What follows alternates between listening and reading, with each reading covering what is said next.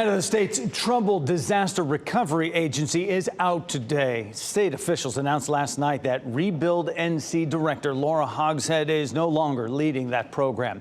That is after years of delays and budget shortfalls. WRAL Capitol Bureau Chief Laura Leslie is live at the program headquarters with what we know so far in this. Laura. Jeff, you know, this announcement, this ouster came about, we're not really sure how at this point, but we do know that it happened just hours after state lawmakers officially approved a $50 million bailout for the troubled program, and just 2 days after Hogshead endured a 2-hour grilling and a request for her resignation from an oversight panel.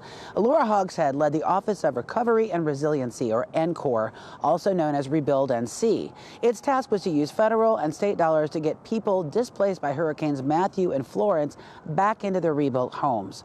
Well, 6 years later, thousands of families are still waiting for that to happen. And Hogshead told lawmakers Monday the program is currently $37 million in debt and would need as much as another $300 million to finish the job. House Republican Representative Brendan Jones represents 2 counties that were hard hit by Florence and Matthew. He has constituents who've been waiting for help for years. He told Hogshead if she were in the private sector, she would have been fired by now. Is it your fault where we are with the numbers? Yes, sir. This is my. Will you turn in your resignation today, please? That is for the governor. I think it should be an absolute national scandal, what's going on there. It is, if you set out to do the worst job you possibly could have, I'm not sure you could still do as bad as what we've seen with NCORE.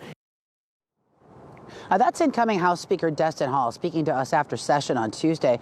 He said lawmakers would want to see wholesale changes at that agency before giving it any additional money in the future. It's not clear why Hogshead is out now. Her management and the program's long history of problems were the subject of a WRAL documentary 2 years ago. Now, we've asked the governor's office and state lawmakers how her ouster came about. We're also asking how a program with 30 accountants on staff ended up hundreds of millions of dollars short. So far, no one's commenting. Laura Leslie, WRAL News, live in Raleigh.